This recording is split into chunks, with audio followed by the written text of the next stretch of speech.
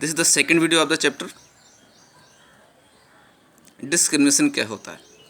तो डिस्क्रिमिनेशन का simply meaning है, देखिए, कास्ट और लैंग्वेज, धर्म, ठीक है, फिजिकल अपीयरेंस के आधार पर जो पार्शियलिटी होती है, भेदभाव, उसे डिस्क्रिमिनेशन कहते हैं। People often act on their prejudices. अक्सर लोग अपने प्रिजुडाइस यानी कि जो मन में जमी हुई धारणा होती है या स्टीरियोटाइप्स दे क्रिएट, उसके आधार पर वो काम करते हैं। ठीक है, if you do something to put, अगर आप कुछ करते हैं टू पुट अदर्स डाउन, दूसरों को डाउन करने के लिए, if you stop them from taking part in certain activities, या उन्हें किसी दूसरी एक्टिविटीज़ में पार्टिसिपेट करने से रोकते हैं, या जॉब्स में, और लिविंग इन सर्टेन नेबरहुड्स, या किसी पड़ोस में रहने वाले लोग होते हैं, बिकॉज ऑफ योर प्रिजुडाइसेस, और आपकी पूर्व धारणा की वजह से, यू डिस्क्रिमिनेट, आप क्या करते हैं, उन्हें उनके साथ भेदभाव करते हैं। तो डिस्क्रिमिनेशन कॉजेज इनइक्वलिटी, डिस्क्रिमिनेशन की वजह से ही इनइक्वलिटी आती है, समाज में असमानता फैली होती है। It makes some people think, ये कुछ लोगों को इस बात पर विचार करने को मजबूर करती है, they are better than others, कि वे दूसरों से अच्छे होते हैं। Here are some case studies about different forms of discrimination. तो यहाँ भेदभाव के कुछ दूसरे एग्जाम्पल्स दिए गए हैं। तो केस स्टडी को हम पढ़ते हैं। First one, case study 1, the plantation slaves. Plantation slave, गुलाम लोग कौन होते थे? प्लांटेशन वर्कर्स थे। ये यूएसए की कहानी है, अब्राहम लिंकन को आप फिगर पहचानते होंगे। तो फॉर नियरली 2 सेंचुरीज, लगभग 2 सेंचुरीज के आसपास, between the 1600 and 1800 years, there was a booming trade of African people. African people का बहुत बड़ा व्यापार होता था, लोगों का व्यापार होता था। Who were kidnapped and sold as slaves. Africa से लोगों को किडनैप किया जाता था और उन्हें स्लेव यानी गुलाम बनाकर बेचा जाता था। They were treated like cattle by the white plantation workers owners. तो वाइट प्लांटेशन ओनर्स मतलब अंग्रेज ब्रिटिश लोग जो भी थे या अमेरिकन, उनके लिए उनके साथ कैटल जैसा बिहेव करते थे of the United State and sold to people who paid the highest price. उन लोगों को के हाथ उन्हें बेचा जाता था जो ऊंची से ऊंची प्राइस देते थे। बिकॉज, क्योंकि they thought they were more civilized and superior, क्योंकि वो मानते थे कि वे बहुत ज़्यादा सिविलाइज्ड और सुपीरियर होंगे, जो ऊंची कीमत दे रहे होंगे।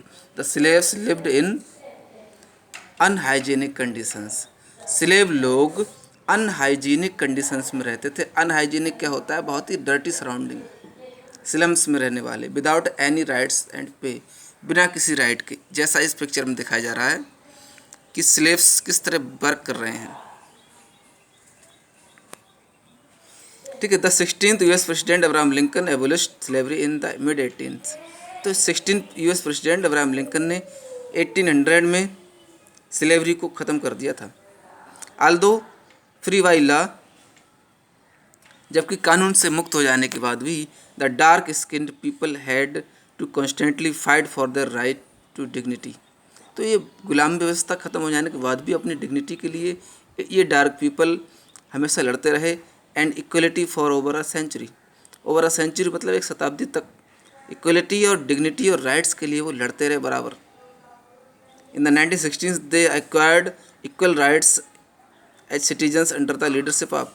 तो 1960 में उन्हें इक्वल राइट्स का अधिकार मिला था leadership of doctor Martin Luther King junior. तो doctor Martin Luther King junior की लीडरशिप में, who led the non violent civil disobedience protest, जिन्होंने एक नॉन वायलेंट सिविल डिसोबीडियंट विरोध जताया था। मतलब ओवरऑल क्या हुआ कि ये डार्क स्किन्ड पीपल पहले गुलाम होते थे, इन्हें बेचा जाता था, काम करना पड़ता था उनको।